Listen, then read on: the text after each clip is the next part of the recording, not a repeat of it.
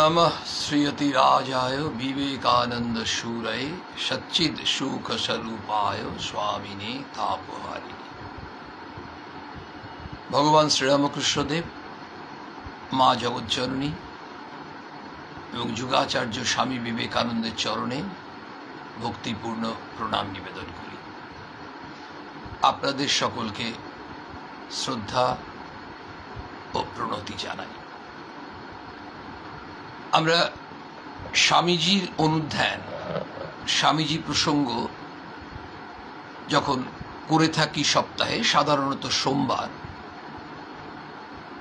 বেশ কিছুদিন ধরে, বেশ কয়েকটা সোমবার ধরে আমরা স্বামীজির চিঠি পাঠ করছিলাম, স্বামীজির পত্রাবলী থেকে, এবং আমরা সমৃদ্ধ হচ্ছিলাম। কারণ স্বামীজির চিঠি, প্রত্যেকটা চিঠি এত বলিষ্ঠ এবং প্রত্যেকটা চিঠিতে একটা ভাব আছে, সেই ভাবটা আমাদের জীবনের জন্য কল্যাণকর। তেমনি স্বামীজির বক্তৃতা, স্বামীজির বক্তৃতার সেগুলো যে সংগ্রহ, lectures from Colombo to Almora, যখন তিনি পাশ্চাত্য থেকে ফিরে সেই বক্তৃতাগুলো দিয়েছিলেন, ভারতে বিবেকানন্দ তার বঙ্গানুবাদ, আমরা সেখানেও স্বামীজির বক্তৃতাগুলো থেকে একেবারে আমাদের জীবন্ত করে তোলে, আমাদেরকে সতেজ করে তোলে ওই বাণী। স্বামীজির বাণী এত শক্তি। স্বামী নিজে বলছেন, আমার চিঠি যে পড়বে সে আমার শক্তি পাবে। যুব সমাজের জন্য স্বামীজির বাণী বড় বেশি প্রয়োজন।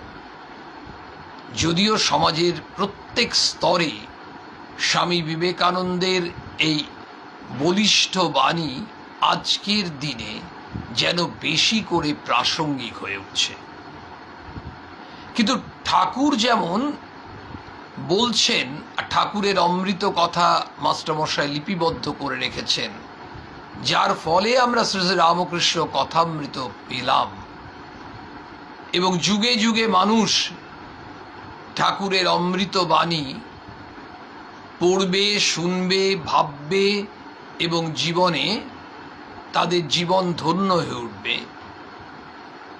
ঠিক একইভাবে শ্রী শ্রী মায়ের কথা, মায়ের অমৃত বাণী আমরা পাচ্ছি, যেখানে মায়ের সন্ন্যাসী সন্তানরা, মায়ের গৃহী সন্তানরা লিপিবদ্ধ করে রেখেছেন। আর স্বামী শিষ্য সংবাদ, স্বামীজির শিষ্য শরৎচন্দ্র চক্রবর্তী যখন স্বামীজি পাশ্চাত্য থেকে ফিরলেন, বলরাম বসুর বাড়িতে স্বামীজির সঙ্গে তার এই শিষ্যের অর্থাৎ শরৎচন্দ্র চক্রবর্তীর বিভিন্ন বিষয়ে অনেক বিচার আলোচনা হতো। তখন শ্রীম একবার এই শিষ্যকে বলেছিলেন এগুলো নোট করে রাখতে, ডায়েরিতে লিখে রাখতে, এবং তিনি তাই করে রেখেছিলেন। তাই আমরা এই বইটি পেয়েছি, স্বামী শিষ্য সংবাদ। এই স্বামী শিষ্য সংবাদের এই প্রেক্ষিতটা আমরা একটু বলে নিলাম এই জন্যই যে সবসময় সবাই প্রত্যেক আলোচনায় থাকতে পারি না বিভিন্ন কারণে। যদিও আপনাদের একটা বড় সুবিধা আছে, ইউটিউবে, অন্ডাল বিবেকানন্দ ভাবপ্রচার সোসাইটি ইউটিউবে কিন্তু প্রত্যেকটা প্রসঙ্গ এই যে আপলোড করে, তার ফলে আমরা সবাই যে কোনো সময় নিজের সুবিধা মতো শুনে নিতে পারি, এবং আমরা আমাদের বন্ধু বান্ধব, আত্মীয় স্বজন, পাড়া প্রতিবেশী যারা এই ধরনের চিন্তা ভাবনা করেন তাদেরকে কিন্তু আমরা এটা শেয়ার করে থাকি। তাতে কি হয়, তাদেরও কল্যাণ হয়। অনেকেই তারা আবার নিজেরা সাবস্ক্রাইব করে নেন, এবং সেক্ষেত্রে এই কথা শোনার সঙ্গে সঙ্গে আমাদের জীবন ধীরে ধীরে ধীরে ধীরে পরিবর্তিত হয়। কারণ এ এক উচ্চ ভাব, এ এক পবিত্র ভাব, এ এমন এক আদর্শ, শ্রীরামকৃষ্ণ আদর্শ, যেখানে কোনো গোড়ামি নেই, যেখানে কোনো সংকীর্ণতা নেই, যেখানে কোনো বর্জনীয়তা নেই, সেখানে শুধু উদারতা, সম্প্রসারণ, গ্রহণীয়তার কথা ঠাকুর বলছেন। এই স্বামীজির যে তার শিষ্যের সঙ্গে কথোপকথন হচ্ছে, যেখানে আমরা ছিলাম সেই জায়গাটা একটু মনে করে নেওয়ার চেষ্টা করি। সেদিন স্বামীজি কলকাতায় রামকৃষ্ণ মিশন সমিতি গঠন করবেন, সেই বিষয়ে ঠাকুরের ভক্তদেরকে ডেকেছেন বলরাম বসুর বাড়িতে। আমরা জানি 1 মে রামকৃষ্ণ মিশন প্রতিষ্ঠা হয়। রামকৃষ্ণ মিশনের প্রতিষ্ঠা দিবস 1 মে 1897। সেই জন্য আমাদের কাছে, ঠাকুর স্বামীজির ভক্তদের কাছে, অনুরাগীদের কাছে 1 মের একটি বিশেষ তাৎপর্য রয়েছে। আজকে রামকৃষ্ণ মঠ ও মিশন সারা পৃথিবীব্যাপী যে বিরাট কাজ করছে, বিশাল কাজ করছেন, আমরা অভিভূত হয়ে যাই, বিস্মিত হয়ে যাই। আমরা ভাবি মুগ্ধ হয়ে যে আমরা সাধারণভাবে গৃহীরা, এত এত গৃহী, কিন্তু আমরা সঙ্গবদ্ধ হয়ে কোথায় কাজ করতে পারছি। কিন্তু সন্ন্যাসীর সংখ্যা কতজন, কিন্তু তারা প্রত্যেকটি ত্রাণ কার্য, সেবা কার্য থেকে শুরু করে শিক্ষা প্রতিষ্ঠান, হাসপাতাল, বিভিন্ন সেবা কাজ এবং এই ভক্তদেরকে যে নিরন্তর এক উদারভাবে আমাদেরকে সমৃদ্ধ করে চলেছেন, এই রামকৃষ্ণ মঠ মিশন কিভাবে করছেন? ওই 1 মে স্বামী বিবেকানন্দ যে সভাটি ডেকেছিলেন, সেখানে রামকৃষ্ণ মিশন প্রতিষ্ঠা করলেন। বললেন যে তার নামেই প্রতিষ্ঠিত হবে। কার নামে? প্রভুর নামে। বললেন আমরা প্রভুর দাস, আপনারা এই কার্যে সহায় হন। স্বামী সবাইকে বলছেন। তারপরে ওই রামকৃষ্ণ মিশনের যে রামকৃষ্ণ প্রচার বা রামকৃষ্ণ মিশন হলো, তার উদ্দেশ্য, তার ব্রত, কার্যপ্রণালী, ভারতবর্ষীয় কার্য, বিদেশীয় কার্য, কে সভাপতি হলেন, কে সম্পাদক হলেন, ইত্যাদি ইত্যাদি সবকিছু সেদিন নির্ধারণ হলো। উদ্দেশ্য কি সেটি আমরা আরেকবার শুনে নেব। বলছেন মানবের হিতার্থ। উদ্দেশ্যটা কি? রামকৃষ্ণ প্রচার বা রামকৃষ্ণ মিশনের উদ্দেশ্য কি, অবজেক্টিভ কি, পারপাস কি? আমরা যা কিছু করি একটা উদ্দেশ্য থাকে। একটা ক্লাব তৈরি হলো, একটা কমিটি তৈরি হলো, কমিটির উদ্দেশ্য কি? ধরুন দুর্গাপুজো হবে, একটি দুর্গাপুজো হবে, বারোয়ারি পুজো, সার্বজনীন পুজো। এই পুজো কমিটির আন্ডারে দেখা গেলো একটা কালচারাল কমিটি তৈরি হচ্ছে, সাব কমিটি। কেন?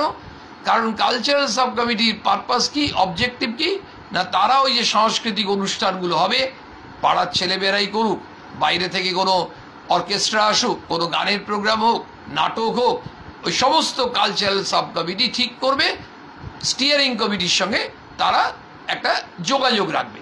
তার মানে এই কালচারাল সাব কমিটি তৈরি করার উদ্দেশ্য আছে, স্টিয়ারিং কমিটি সব কিছু করতে পারবে না। ঠিক এখানেও রামকৃষ্ণ মিশন এই যে তৈরি হচ্ছে, তার উদ্দেশ্য, বিরাট উদ্দেশ্য আমরা লক্ষ্য করব। সেই উদ্দেশ্য যা সেদিন ঠিক হয়েছিল, আজ 2021-এও আমরা দেখতে পাচ্ছি রামকৃষ্ণ মিশন, রামকৃষ্ণ মঠ এবং মিশনের পূজনীয় সন্ন্যাসীবৃন্দ তারা কিভাবে নিরলস পরিশ্রম করে যাচ্ছেন একেবারে পৃথিবীর কল্যাণে, মানুষের কল্যাণে। এই উদ্দেশ্যটিকে তারা একেবারে হৃদয়ে এমনভাবে নিয়েছেন, তারা প্রতিটি কার্যে দেখা যায় সেইটি তারা অনুসরণ করছেন এবং সেটি পালন করার প্রয়াসী হচ্ছেন। অবশ্যই তখনও গৃহী ভক্তদের ভূমিকা ছিল, এখনও গৃহী ভক্তদের ভূমিকা আছে। কারণ শ্রীরামকৃষ্ণ ভাব, সেই ভাবাশ্রিত তারা হচ্ছেন সন্ন্যাসী, সাধু, ব্রহ্মচারী। আমরা হচ্ছি শ্রীরামকৃষ্ণ ভাবাশ্রিত গৃহী। কিচ্ছু নয়, সবাই কিন্তু সেই ভাবের আশ্রিত, সবাই ঠাকুরের সেই উদার ভাবের আশ্রিত। কেউ সাধু ব্রহ্মচারী, কেউ গৃহী। তফাৎটা কিন্তু আমাদের এই জায়গায় কিন্তু কোনো তফাৎ নেই, কোনো তারতম্য নেই। কারণ স্বামী সেন বললেন আমরা প্রভুর দাস। আমরা বলতে আমরা সবাই কিন্তু সেই প্রভুর দাসারু দাস। উদ্দেশ্য কি? মানবের হিতার্থ, মানুষের কল্যাণে। শ্রী রামকৃষ্ণ যে সকল তত্ত্ব ব্যাখ্যা করিয়াছেন এবং কার্যে তাহার জীবনে প্রতিপাদিত হইয়াছে, ঠাকুর তো শুধু ব্যাখ্যা করেননি, ঠাকুর সেই তত্ত্বগুলো নিজের জীবনে একেবারে আচরণ করে দেখেছেন। শ্রীরামকৃষ্ণের জীবনই তো তার বাণী। এই যে ঠাকুর বলছেন যত মত তত পথ। ঠাকুর বললেন কখন? তিনি বিভিন্ন মতে সাধনা করলেন, সাধনা করে তারপর তিনি এই কথা বলছেন। সেই জন্য ঠাকুর বলছেন না যে তোমাকে তো ছাদে উঠতে হবে, সে তুমি সিঁড়ি দিয়েই ওঠো, দড়ি বেয়েই ওঠো, মই বেয়েই ওঠো, তোমার গন্তব্যস্থল ছাদ। ঠিক আমরা যেমন ধরা যাক কোনো একজন মানুষ আসানসোলে থাকেন, তিনি বলছেন তার উদ্দেশ্য হচ্ছে গন্তব্যস্থল কলকাতা, তো আসানসোল থেকে তিনি বাসে করে কলকাতায় যেতে পারেন, ট্রেনে করে কলকাতায় যেতে পারেন, ভাড়া গাড়িতে যেতে পারেন, বিভিন্নভাবে তিনি কলকাতায় পৌঁছতে পারেন। ঘটনা হচ্ছে উদ্দেশ্য গন্তব্যস্থল একটা, কিন্তু পথ বিভিন্ন। তেমনি ঠাকুর বললেন ছাদে যেতে হবে তোমাকে, তুমি যে পথ দিয়ে যাও তুমি ছাদে পৌঁছবে। আমাদেরকে বলছেন না যে মনুষ্য জীবনের উদ্দেশ্য, এটা ঠাকুর কিভাবে বলছেন? ঠাকুর যা যা তত্ত্বগুলো ব্যাখ্যা করলেন সেইগুলো তিনি নিজের জীবনে আচরণ করলেন। তার প্রচার, এই ঠাকুরের যে ভাব, এই ভাবটাকে প্রচার করতে হবে, এটাই হচ্ছে রামকৃষ্ণ মিশনের উদ্দেশ্য।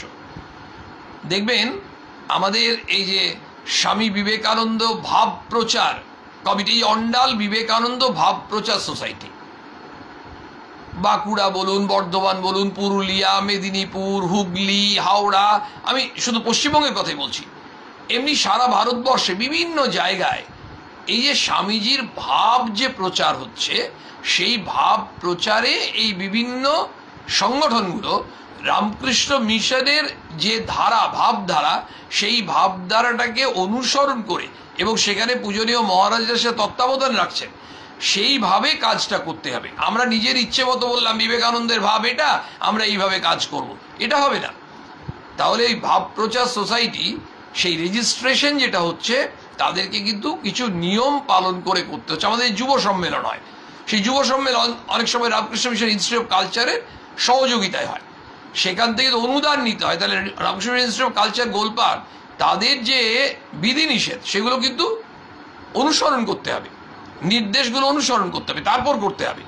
তার মানে কন্ট্রোলড বাই, এই কন্ট্রোলড বাই, সেই পুরো বিষয়টা কন্ট্রোল কিভাবে না, রামকৃষ্ণ মিশনের যে কথা, ঠাকুরের যে ভাব, সেটি প্রচার করতে হবে। আর মানুষের দৈহিক, মানসিক ও পারমার্থিক উন্নতি করবে।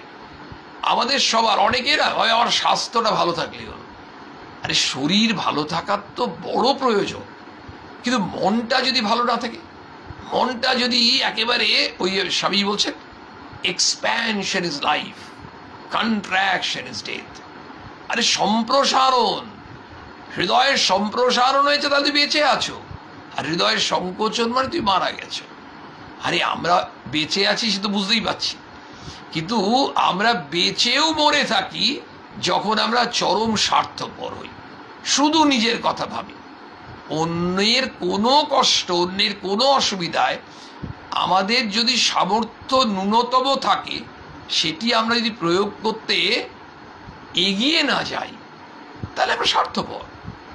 আমরা মিথ্যে কথা বলি, আমার কতটুকু ক্ষমতা। আসলে আমরা একটা কথা শুনেছি, স্বাদ আছে কিন্তু সাধ্যি নেই। আজকাল মনে হয় আমাদের অনেক ক্ষেত্রে উল্টোটাও খুব ভুল নয়, সাধ্যি আছে কিন্তু স্বাদ নেই। আমার আপনার হয়তো আর্থিক স্বাচ্ছন্দ্য আছে, আমরা 100 টাকা 500 টাকা দিতে পারবো, কিন্তু স্বাদ নেই, ইচ্ছে নেই। আমরা যে কাউকে, একজন গরিব মানুষকে একটু তার আর্থিক প্রয়োজন, তাকে টাকা দিয়ে আমরা একটু নিজেরা ধন্য হব, একটু সেবা করব, সেই সাধ্যটা আছে, আমার আপনার ক্ষমতা আছে, অনেকেরই আছে, কিন্তু আমাদের মনের মধ্যে সেই ইচ্ছেটাই নেই, স্বাদটাই নেই।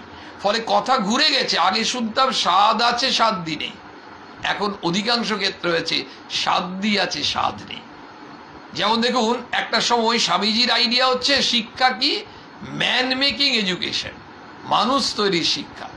এখন আমাদের ক্ষেত্রে ওই ম্যানটা একটু চেঞ্জ হয়ে গিয়ে এম দিয়েই থাকলো, মানি মেকিং এডুকেশন। আমাদের শিক্ষাটা এমন হয়ে গেছে, আমরা কত বেশি টাকা রোজগার করতে পারি, উপার্জন করতে পারি, আয় করতে পারি, যেন তেন প্রকারেণ, জোসোভাবে। ঠাকুর বলছেন জোসোভাবে ভগবান লাভ কর, আর আমরা ভাবছি জোসোভাবে আমরা কত ব্যাংক ব্যালেন্স বাড়াতে পারি। তাহলে এই যে জায়গাটা, মানে আমাদের উদ্দেশ্যগুলো কি হয়ে গেছে, উদ্দেশ্যগুলো এমনভাবে সংকুচিত হয়ে যাচ্ছে, আমরা বেঁচেও মরে আছি, বেঁচে আছি, নিঃশ্বাস প্রশ্বাস হচ্ছে, সব হচ্ছে, কিন্তু কিন্তু আমরা মৃত। স্বামীজি বললেন না, they alone live who live for others, তারাই একমাত্র বেঁচে আছে যারা অন্যের কথা ভাবে, অন্যের জন্য বাঁচে। এই যে অন্যকে বাঁচার জন্য, অন্যকে ভালোবাসার জন্য, সেইটাই তো শ্রীরামকৃষ্ণ তত্ত্ব। শ্রীরামকৃষ্ণ তত্ত্ব মানে কি? মূল তত্ত্ব হচ্ছে ভালোবাসো, মানুষকে ভালোবাসো, কারণ মানুষই ভগবান, মানুষই ভগবান। আমাদের যুবকরা পর্যন্ত এই কথাতে একমত, তারা যে লিখছে একদম ঠিক কথা, বা তাদের এই মন থেকে তারা গ্রহণ করছে, কারণ একটা উপায় নেই তো গ্রহণ না করে, বাস্তবকে মানতে হবে। আমরা সমাজে দুর্নীতি দেখছি, সমাজে আমাদের ভালো কাজও যে হচ্ছে সেটা আমরা অনেকে জানি না, হয়তো কুয়োর ব্যাগ বলে। কত গ্রামে, শহরতলিতে, শহরে কত যুবক যুবতীরা, কত বয়স্ক মানুষরা, তারা কিন্তু উদারভাবে কাজ করে যাচ্ছে, তারা ঢাক পেটাচ্ছে না, নীরবে কাজ করে যাচ্ছে, এবং কাজ করে যাচ্ছে বলেই সমাজটা টিকে আছে, এবং আরো বেশি করে টিকে থাকবে। কারণ স্বামীজি ওই যে সার্চ লাইটটি ধরে আছেন, আমরা স্বামীজির আলোকে আমাদের মনের অন্ধকারটা দূর করছি। অত সোজা ব্যাপার নয়, আমরা সবাই জানি, কিন্তু এটাও ঠিক অসম্ভব নয়, কারণ বিবেকানন্দের শক্তি আমাদের সঙ্গে আছে। আমরা নিজেদেরকে দুর্বল ভাববো কেন? তিনি বলছেন যে ওই সেই জন্যই তো দরকার, শুধু দৈহিক নয়, মানসিক, আরেকটা হচ্ছে পারমার্থিক, ওই যে আমাদের স্পিরিচুয়াল এলিভেশন। তাহলে আমাদের সবই এলিভেশন, উন্নতি। আমরা কে চাইবো না উন্নতি বলুন তো?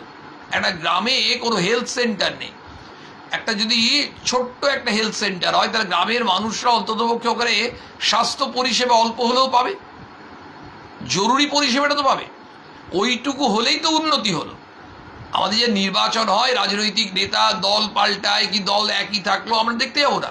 আমরা চাইবো যারা আসবেন তারা দেশের সমাজের কাজ করবেন কিনা।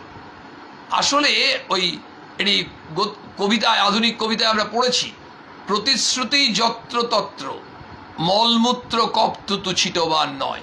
প্রতিশ্রুতি, এই প্রতিশ্রুতি, সেটাকে আমরা কতটা বাস্তবে রূপায়ণ করব। স্বামীজির কথা কিন্তু একেবারে, স্বামী যা বলছেন তাই তিনি করে দেখিয়েছেন। তিনি যে ভারতবর্ষের মানুষের জন্য কাঁদছেন, আমেরিকায় গিয়ে তিনি তো 11ই সেপ্টেম্বর রাত্রে তো আরামে ঘুমোতে পারতেন। তিনি কাঁদছেন যে আমার দেশের মানুষ দুমুঠো খেতে পারে না, লক্ষ লক্ষ লোক। তখনকার দিনে বলছেন 1893-তে। আজকে ভারতবর্ষের পরিসংখ্যান নিই তো আমরা তো এখন পরিসংখ্যান নিচ্ছি কত মানুষের টিকা হলো, কিন্তু এটা তো এখন প্রয়োজন, টিকাকরণের খবর নিচ্ছি, কিন্তু কত মানুষ আমাদের দারিদ্র সীমার নিচে আছে সেই স্ট্যাটিস্টিক্সটা আমরা পেয়ে যাব। সেটা ডিফিকাল্ট নয়, কিন্তু যেটা আমরা পাবো না, এই দারিদ্র সীমার নিচে যারা আছে সেই মানুষগুলো দুমুঠো খেতে পায় না, কত মানুষ দুবেলা। এবং তাদের জন্য আমরা, সরকার হোক, ব্যক্তিগতভাবে হোক, সমষ্টিগতভাবে হোক, আমরা কতটুকু করতে পারছি। আমি আরো আছো বিভিন্ন জায়গায় বলছে গ্রামে গ্রামে রিলিফ সেন্টার খুল। সত্যি তাই, আমাদের কিছু করতে, সবাইকেই কিছু না কিছু ব্যক্তিগত স্তর থেকে করতে, কিন্তু করতে গেলে কি দরকার? মানসিক যে দৃষ্টি, মানে মনের ব্রডনেস। যতক্ষণ আমরা উদার হব ততক্ষণ আমাদের পকেট থেকে 5টা টাকা বেরোবে না। নট দ্যাট যে আমাদের অভাব আছে, তা নয়, আর সবসময় টাকা নয়। আজকে আমরা যদি বিভিন্নভাবেই মানুষের পাশে দাঁড়াতে পারি, সব থেকে বড় কথা হচ্ছে আমরা জানি যে অনেক জায়গা থেকে অনেকে অনেক প্রতিশ্রুতি দেয়, সেগুলো বাস্তবায়িত হয় না, কিন্তু আমরা এটাও জানি যে যদি আমাদের মতো অনেক মানুষ যারা স্বামীজির আদর্শকে জীবনের আদর্শ করে নিয়েছেন, তারা যদি ঝাঁপিয়ে পড়ে এগিয়ে আসে, বোমার মতো সমাজে ফেটে পড়বে। ঘটনা একটা না একটা সময় হবেই, কারণ স্বামীজি বলছেন হবেই। বলছেন যে তাদের এই সকল তত্ত্ব প্রযুক্ত হতে পারে সেই বিষয়ে সাহায্য করা হচ্ছে এই মিশনের উদ্দেশ্য। এইটা হচ্ছে এই মিশনের, রামকৃষ্ণ মিশনের উদ্দেশ্য। আর ব্রত কি? এই যে আমরা ব্রত করি না, নীল ষষ্ঠীর ব্রত হয়, মায়েরা করেন, বিপত্তারিণী ব্রত। আমাদের রামকৃষ্ণ মিশনের ব্রতটা কি? ব্রত কি? আমাদের রামকৃষ্ণ মিশনে যে কলেজ স্কুলে হয় সেখানে বিদ্যার্থী হোম হয়, বিদ্যার্থী ব্রত। মানে ওই দেখবেন বাইরের কলেজ টলেজে হয় ফ্রেশার্স ওয়েলকাম। ফ্রেশার্স ওয়েলকাম, সেদিন গান হলো, নাচ হলো, নাটক হলো, কমিক্স হলো, কবিতা পাঠ, এসব হয়, আনন্দ হলো, সব হলো, সিনিয়ররা জুনিয়রদেরকে ওয়েলকাম করছে, ঠিক আছে। আর রামকৃষ্ণ মিশনের যে শিক্ষা প্রতিষ্ঠানগুলো সেখানে এটা একটা দেখবার জিনিস।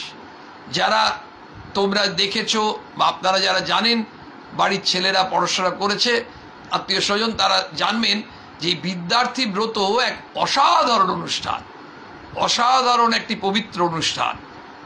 তো এই ব্রত, রামকৃষ্ণ মিশনের ব্রত কি? জগতের যাবতীয় ধর্মমতকে এক অক্ষয় সনাতন ধর্মের রূপান্তর মাত্র জ্ঞানে সকল ধর্মাবলম্বীদের মধ্যে আত্মীয়তা স্থাপনের জন্য শ্রীরামকৃষ্ণ যে কার্যের অবতারণা করিয়াছেন তার পরিচালনা হচ্ছে এই মিশনের উদ্দেশ্য। দেখুন, স্বামীজি যখন শিকাগোতে গেলেন, তিনি প্রথম দিন 11 সেপ্টেম্বর 1893 যে বক্তৃতাটি দিয়েছিলেন, আমরা সেই বক্তৃতা জানি কি, sisters and brothers of America. আরে সেটা তো সম্বোধন করেছিলেন আমেরিকাবাসী ভগিনী ও ভ্রাতৃবৃন্দ।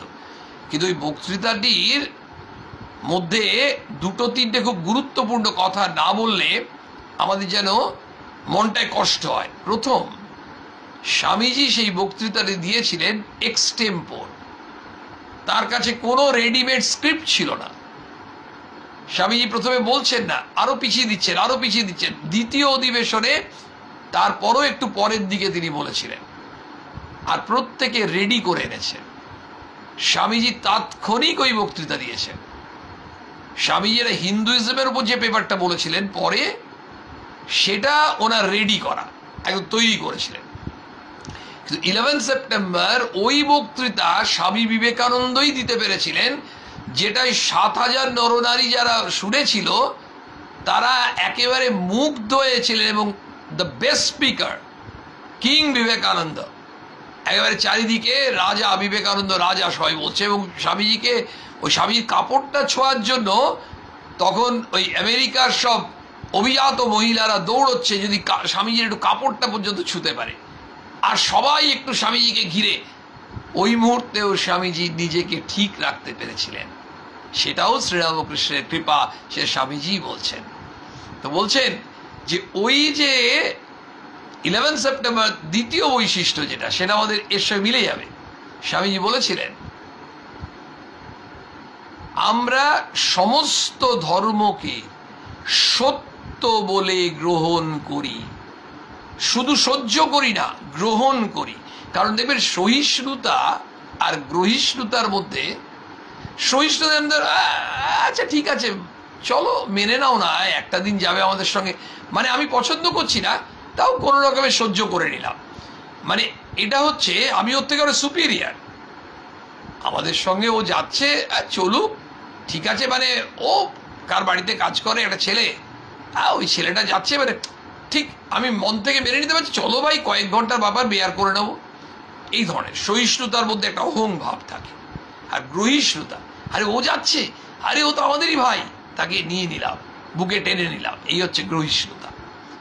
স্বামীজি বলছেন, আমরা সমস্ত ধর্মকে সত্য বলে গ্রহণ করি, বিশ্বাস করি সমস্ত ধর্ম সত্য।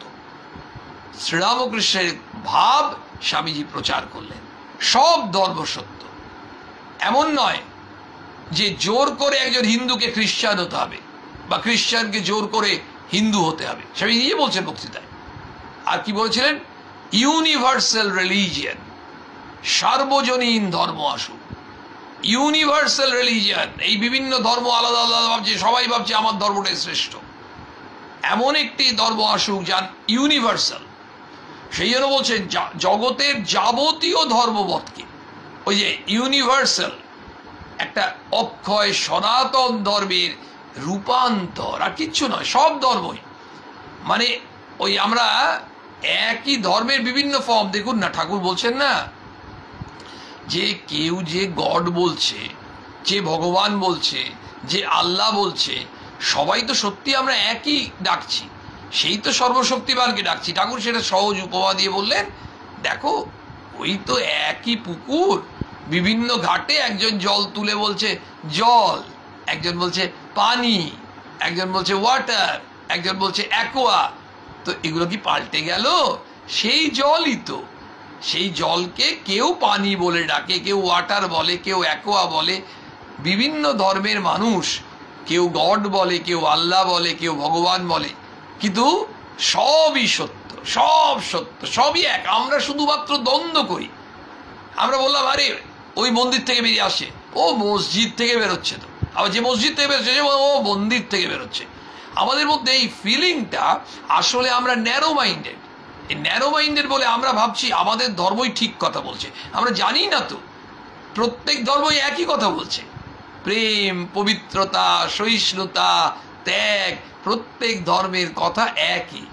প্রত্যেক ধর্মের যারা যাজক তারা একই কথা বলছেন, কিন্তু আমরা সেই কথাগুলোর গভীরে যেতে পারছি না। আমরা ওই নিয়ে সম্প্রদায় করছি, সাম্প্রদায়িকতা করছি, আমরা দ্বন্দ্ব করছি। সেইখানে বলছেন সকল ধর্মাবলম্বীদের মধ্যে আত্মীয়তা স্থাপন। তারপরে রামকৃষ্ণ মিশনের প্রচারটা আমরা বেলুর মঠে গেলে দেখতে পাবো। বেলুর মঠে পেছনে যে গেটটা, যেখান থেকে গেস্ট হাউসের দিকে যাওয়া যায়, আপনারা জানেন, গেলে অদ্ভুত একটা জিনিস আমরা লক্ষ্য করে থাকি, যেটা আপনারা বুঝতে পারছেন। মানে অর্থাৎ ওই যে মন্দির মসজিদ বলে নয়, বিষয়টা হচ্ছে সমস্ত রিলিজিয়নের মানুষের মধ্যে যদি একটা আত্মীয়তা তৈরি করা যায়, আপন বোধ তৈরি করা যায়, তাহলে ওই তখন মায়ের ওই কথাটি মনে হবে। একজন তুতে মুসলমান, তিনি নিজের ওখানে কলা হয়েছে গাছে নিয়ে এসছেন, মায়ের কাছে এসে বলছেন, মা আমার খুব ইচ্ছা এই কলাটি হয়েছে নিয়ে এসছি ঠাকুরকে নিবেদন করার। এটা কি মা নেবেন কিনা সেই মুসলমান মানুষটি জিজ্ঞেস করছেন খুব বিনয়ের সঙ্গে। মা সঙ্গে সঙ্গে বলছেন, মা নেবেন? মা বলছে, নেব বই কি বাবা, নিশ্চয়ই নেব, আর ঠাকুরকে নিবেদন করব। এই হচ্ছেন মা। তদানীন্তন সমাজের এই হচ্ছে আমাদের ঠাকুর মায়ের ভাব। কই মা তো বললেন না যে মুসলমান তার কলা আমি নেব কি করে?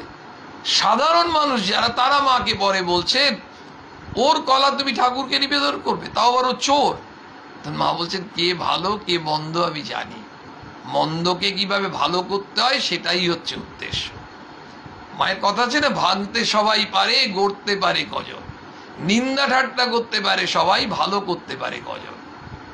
আসলে আমাদের সত্যিকারের, আমরা মানুষকে ব্যঙ্গ করি, ঠাট্টা করি, উপহাস করি। একজন মানুষ বিপথে চলে যাচ্ছে, তাকে আমরা উপহাস করছি, কিন্তু তাকে বিপদ থেকে নিয়ে এসে আবার সৎ পথে নিয়ে আসার জন্য আমরা সচেষ্ট হই না। কেন হই না? আমাদের মনের উদারতা নেই। সেই জন্যই স্বামীজি বলছেন রামকৃষ্ণ মিশনের ব্রত কি? সমস্ত ধর্মাবলম্বীদের মধ্যে আত্মীয়তা স্থাপন। ওই যে আপন বোধ, তার জন্য ঠাকুর যে কাজ শুরু করেছিলেন সেইটাকে পরিচালনা করাই হবে মিশনের ব্রত। ঠাকুর তো 1886 সালে আমরা জানি ঠাকুর শরীর ছাড়লেন। ঠাকুর তো যা দেওয়ার দিয়ে গেলেন। এবার দিয়ে গেলেন, স্বামীজিকে বললেন না ডেকে, ওরে শোন, তোকে আমি আমার যথা সর্বস্ব দিয়ে ফকির হয়ে গেল, তুই এই শক্তি দিয়ে জগতের কাজ করবি। শ্রীরামকৃষ্ণ শক্তি তো বিবেকানন্দের মধ্যে কাজ করেছে। আর শ্রীরামকৃষ্ণ, বিবেকানন্দ, মা সারদা দেবী, এই যে দিব্য ত্রয়ী, পুণ্য ত্রয়ী, তাদের যে ভাব, তাদের যে আদর্শ, তাদের করুণায় এই যে আমাদের কাজ চলছে, রামকৃষ্ণ মঠ মিশনের সন্ন্যাসীরা যেমন করছেন, রামকৃষ্ণ ভাবাশ্রিত আমাদের গৃহীরাও করছে। দিক বেদিকে কাজ চলছে। যখন কোনো এই যে করোনা হলো, কি কোনো ঝড় হচ্ছে, কি কোনো দুর্ভিক্ষ, ভূমিকম্প, রামকৃষ্ণ মিশন কাজ করছে। তার সঙ্গে কত মানুষ এগিয়ে আসছে প্রত্যক্ষ পরোক্ষভাবে, নাহলে কাজ হবে কি করে? তারা আসছে কি তারাও কিন্তু সবাই ওই ঠাকুরের ভাবাশ্রিত। উদ্দেশ্য আমরা বুঝলাম, ব্রত বুঝলাম, কার্যপ্রণালী কিভাবে কাজ হবে। মানুষের সাংসারিক ও আধ্যাত্মিক উন্নতির জন্য বিদ্যাদানের উপযুক্ত লোক শিক্ষিত করো। এবার মানুষকে আমরা সবাই কি বললাম, স্বামীজির কাছে শুনলাম যে উদ্দেশ্যের মধ্যে ছিল দৈহিক উন্নতি চাই, আমাদের মানসিক উন্নতি চাই, পারমার্থিক উন্নতি চাই। এই যে আমাদের ধর্ম প্রসঙ্গগুলো হয়, এই যে সৎ প্রসঙ্গ হচ্ছে, একটা জিনিস তো ঠিক, আমাদের মানসিক উত্তরণ তো হয়। আমি আপনাকে বলছি বা আপনি আমাকে বলছেন, হয়তো হচ্ছে না। যদি এর সামনে অফলাইন হতো আপনারা অনেকে ঘাড় নাড়তেন, বা অনেকেই হয়তো অনুষ্ঠানের পরে বলতেন ঠিকই বলছেন। আমাদের কিন্তু এটা হয়, অনেকে আপনারা লিখেও দিচ্ছেন। এই যে আমাদের হচ্ছে, এটা তো আমাদেরই ভালো। এবং এই কল্যাণ হচ্ছে কেন? আমরা একটা আইডিয়াল পেয়েছি, একটা আদর্শ পেয়েছি, কিন্তু আমাদেরকে ট্রেড আপ করবে কি? সেই জন্য স্বামীজি বলছেন যে মানুষের সাংসারিক উন্নতিও দরকার, বা আধ্যাত্মিক উন্নতিও দরকার। দেখুন, আমাদের বাড়িতে যেমন খাট দরকার, আলনা দরকার, আলমারি দরকার, একটা সাইকেল দরকার, দুবেলা খেতে হবে, জামা কাপড় দরকার, বই খাতা দরকার, ওষুধ দরকার, এগুলো দরকার। আমাদের যেমন এগুলোর প্রয়োজন আছে, আমরা কেউ অস্বীকার করব যে এগুলোরই শুধু প্রয়োজন নেই, আরও কিছু প্রয়োজন আছে। শুধু এগুলো দিয়ে আমাদের দৈনন্দিন জীবনটা কেটে যাবে। কিন্তু একটা মানুষ কষ্ট পাচ্ছে, আমি তার জন্য কিছু অনুভব করতে শিখছি কি শিখছি না, পারি না পারি, আমারও কষ্ট হচ্ছে তার জন্য। এটি খারাপ খবর শুনলে আমরা বুঝতে পারি না কোথা দিয়ে একটা চোখ দিয়ে জল চলে আসে। পরিযায়ী শ্রমিকরা যখন, আমরা কে চিনতাম বলুন তো, কত পরিযায়ী শ্রমিক ওই সময় তাদের মৃত্যু হয়েছে, কত কষ্ট। কিন্তু কত মানুষ চোখের জল ফেলেছে, ভগবানের কাছে প্রার্থনা করেছে এই অবস্থা থেকে মুক্ত করো। ঘটনা এগুলো কখন হয়? যখন আমাদের আধ্যাত্মিক উন্নতি হয়। স্বামী রঙ্গনাথন দেব মহারাজ বলছেন না, পরম পূজ্যপাদ শ্রীমৎ স্বামী রঙ্গনাথন দেব মহারাজ বলছেন, তুমি আধ্যাত্মিক দিক দিয়ে উন্নত হবে বুঝবে কি করে? তার একটা পয়েন্ট বলছেন, can you feel oneness with others? অন্যদের সঙ্গে তুমি একাত্ম বোধ করছো? অন্য একজনের আনন্দ হলো তোমারও আনন্দ হচ্ছে, অন্য একজনের কষ্ট হচ্ছে তোমারও কষ্ট হচ্ছে, অন্য একজনের অভাব হচ্ছে তোমারও মনে হচ্ছে ওর অভাবটা কিভাবে দূর করবে। এটা কি তোমার হচ্ছে? সেইটা হচ্ছে আধ্যাত্মিক উন্নতি। বলছে মানুষের সাংসারিক ও আধ্যাত্মিক উন্নতির জন্য বিদ্যাদানের উপযুক্ত লোক শিক্ষিত করো, ট্রেনিং দিতে হবে।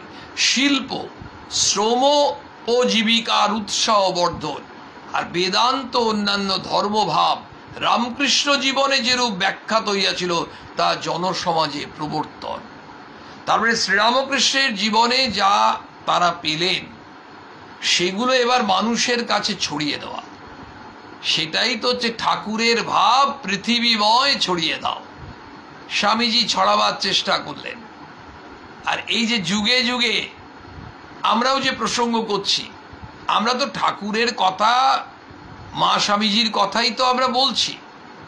এই ভাবটা যদি আমরা কেন বলছি, আমরা এই প্রসঙ্গ করছি আমাদের কল্যাণ, অসংখ্য মানুষের কল্যাণ। আপনাদেরকে আমি বিনম্র অনুরোধ করি মাঝে মাঝেই, এই কারণেই যে আপনারা অনুগ্রহ করে আপনাদের বন্ধু বান্ধব, আত্মীয় স্বজন, অনাত্মীয়, যাকে পারবে এই ধরনের প্রসঙ্গর শোনার সুযোগ করে দিন। কোনো বই থাকে আপনার কাছ থেকে নিয়ে গেলেন, তিনি পড়ুন। এইভাবে যদি আমরা পরস্পরকে এই ভাবটা ছড়াতে পারি, কত বাড়ি পারিবারিক এই অশান্তি বলুন, দ্বন্দ্ব বলুন, সমস্যা বলুন, একেবারে সমাধান পেয়ে যাবেন। আর আমাদের কত আনন্দ, আমরা তাদেরকে টাকাও দিলাম না, অন্নও দিলাম না, বস্ত্রও দিলাম না, ওষুধও দিলাম না, কিন্তু আমরা এমন কিছু দিলাম তাতে তাদের মানসিক ও আধ্যাত্মিক উন্নতি হলো। এবং তখন যেন মনে হয় ওই একবেলা খাবার পেলাম না, কিন্তু এই খাবারেই মন ভরে যায়, আর মনে হয় যে খাইনি, অথচ নিজেকে ক্ষুধার্ত মনে হয় না।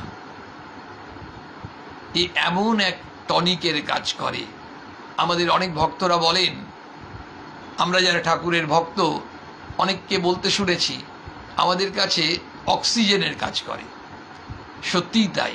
এই অন্ডাল বিবেকানন্দ ভাব প্রচার সোসাইটি এই ব্যবস্থাটা করেছে এবং আপনাদেরকে নিয়েই ব্যবস্থা করেছে। তাই আপনাদেরকে বারবার অনুরোধ করি, আপনারা মানুষের কাছে এগুলো পৌঁছে দিন। এই কথা যত মানুষ শুনবেন তত তাদের কল্যাণ হবে। আমরা যেভাবেই হোক ঠাকুর বা স্বামীজির ভাব প্রচারের যন্ত্র, নিজেদের প্রয়োজন, সকলের প্রয়োজন। এরপরে বলছেন ভারতবর্ষীয় কার্য। ভারতবর্ষের নগরে নগরে যত শহর আছে, আচার্য ব্রত গ্রহণ অভিলাষী গৃহস্থ বা সন্ন্যাসীদের শিক্ষার আশ্রম স্থাপন, যাতে তারা দেশ দেশান্তরে গিয়ে জনগণকে শিক্ষিত করতে পারে, তার উপায় অবলম্বন। তাই তো হচ্ছে এই বিভিন্ন শিক্ষা প্রতিষ্ঠান। আর বিদেশীয় কার্য বিভাগ ভারতবর্ষে শুধু হবে না, বিদেশেও চাই। রামকৃষ্ণ মিশনের কাজ কি আমাদের শুধু ভারতবর্ষেই? সারা ভারতবর্ষ, সারা পৃথিবী জুড়ে তার শাখা। ভারত বহির্ভূত প্রদেশ সমূহে ব্রতধারী প্রেরণ এবং উদ্দেশ্যে স্থাপিত আশ্রম সকলের সহিত ভারতীয় আশ্রম সকলের ঘনিষ্ঠতা ও সহানুভূতি বর্ধন, নতুন নতুন আশ্রম সংস্থাপন। স্বামীজন বলছেন তারপর কত নতুন নতুন আশ্রম তৈরি হয়েছে, কত জায়গায় সেন্টার তৈরি হয়েছে, ভারতবর্ষে কত সেন্টার বেড়ে গেছে। এবং দেখবেন আমাদের বিভিন্ন শহরেও কত সেন্টার বাড়ছে। এবং আমরা তার মানে বুঝতে পারছি যে বাড়ছে মানে মানুষ তার তাগিদ, তার যে আকুতি, সেটা নিশ্চয়ই রামকৃষ্ণ মঠ মিশনের কাছে তাদের ইচ্ছাটা নিবেদন করছে। রামকৃষ্ণ মঠ মিশনের কর্তৃপক্ষ তারা সেগুলো চিন্তা ভাবনা করে, সময় সুযোগ দেখে, প্রয়োজন দেখে তারা সঠিক সিদ্ধান্ত নিচ্ছেন বিচার করে, এবং এইভাবেই এই পরিবর্ধন হচ্ছে। স্বামীজি নিজেই ওই সমিতির সাধারণ সভাপতি হয়েছিলেন, এটা আমরা অনেকে হয়তো জানিও না। তিনি কিন্তু সাধারণ সভাপতি হয়েছিলেন। আর স্বামী ব্রহ্মানন্দজি কলকাতা কেন্দ্রের সভাপতি হয়েছিলেন। আমরা সভাপতি প্রেসিডেন্ট মহারাজের বলি। আর স্বামী যোগানন্দ তাহার সহকারী হলেন। বাবু নরেন্দ্রনাথ মিত্র অ্যাটর্নি মহাশয় এর সেক্রেটারি হলেন। ডাক্তার শশীভূষণ ঘোষ আর বাবু শরৎচন্দ্র সরকার অ্যাসিস্ট্যান্ট সেক্রেটারি হলেন। আর এই শিষ্য মানে শরৎচন্দ্র চক্রবর্তী শাস্ত্র পাঠক রূপে নির্বাচিত হলেন। এগুলো সব ওখানে কে কোন পোস্টটায় যাবে এগুলো সব ডিসিশন হলো। সঙ্গে সঙ্গে এই নিয়মটাও বিধিবদ্ধ হলো। একটা নিয়ম স্বামী চালু করলেন, প্রতি রোববার 4টের পর বলরাম বাবুর বাড়িতে সমিতির অধিবেশন হবে। খুব ইন্টারেস্টিং, এটা কিন্তু হয়েছিল, বহুদিন ধরে হয়েছিল প্রত্যেক রোববার। কারণ যদি অধিবেশন না হয়, মিটিং না হয়, তাহলে পারস্পরিক আলোচনা, ভাব বিনিময় এগুলো হবে কি করে? স্বামী তো নিজেই বলছেন, বিনাশ নয় পরস্পরের ভাব গ্রহণ। মিটিং তো আমাদেরও এখন কমিটি ক্লাবে হয়, কিন্তু স্বামীজি যে মিটিংয়ের কথা বলছে, তার মিটিং যে চিরকালই প্রয়োজন। কারণ আমরা কেউ একা একা সিদ্ধান্ত নেব না। বলছেন পূর্বোক্ত সভার পরে 3 বছর পর্যন্ত রামকৃষ্ণ মিশন সমিতির অধিবেশন প্রতি রবিবার বলরাম বসুর বাড়িতে, মহাশয়ের বাড়িতে হয়েছিল। বাহ, খুব ইন্টারেস্টিং তথ্য। বলুন, মানে এটা 3 বছর ধরে প্রত্যেক রোববার এই মিটিং হয়েছে, মানে সত্যি দেখার মতো। তারপর আস্তে আস্তে স্বাভাবিকভাবেই এগুলো প্লেস চেঞ্জ হয়েছে বিভিন্ন রকম।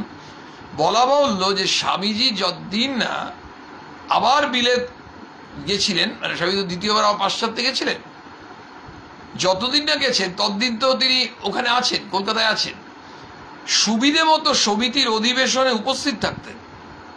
মানে প্রতি রোববার তো স্বামীজি পারবেন না, অনেক কাজ আছে, কিন্তু তার সুবিধে দেখে চেষ্টা করতেন যে ওই রবিবারে মিটিংটায় থাকতে, থেকে কি করতেন, তিনি উপদেশ দিতেন, বিভিন্ন রকম সৎ পরামর্শ, যাতে করে রামকৃষ্ণ মিশনের কাজগুলো আরো সুন্দরভাবে পরিচালিত হয়। কারণ স্বামীজি যে চিন্তা ভাবনাটা করতে পারবেন সেটা হয়তো অনেকেই পারবেন না, খুব স্বাভাবিকভাবে। এর মধ্যে তো আমাদের দ্বিমত থাকার কিছু নেই। সেই জন্য ঠাকুর স্বামীজিকে বলেছিলেন, নরেন, তার গুরু ভাইদেরও আছেন, ঠাকুরেরই সন্ন্যাসী পার্ষদ, ঠাকুর নরেনকে বলছেন, তুই এদের সবার থেকে বেশি বুদ্ধিমান ও শক্তিশালী, তুই এদেরকে সবাইকে দেখবি ও একত্রে রাখবি।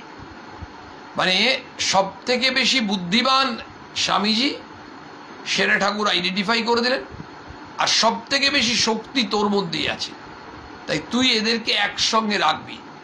কারণ এরা যখন, ঠাকুর তো জানতেন ঠাকুরের শরীর যাওয়ার পর যেগুলো বাস্তব, এরা বিক্ষিপ্ত হয়ে যাবে, তাই হয়েও ছিল।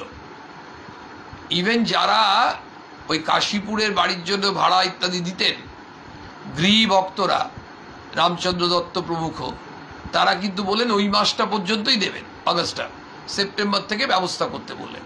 তারপরে আমরা জানি কিভাবে রামকৃষ্ণ মঠ ইত্যাদি ইত্যাদি হলো, ঠাকুর সুরেন মিত্তিরকে দর্শন দিলেন, কি বললেন ইত্যাদি, সেগুলো আরেকটা অন্য অধ্যায়।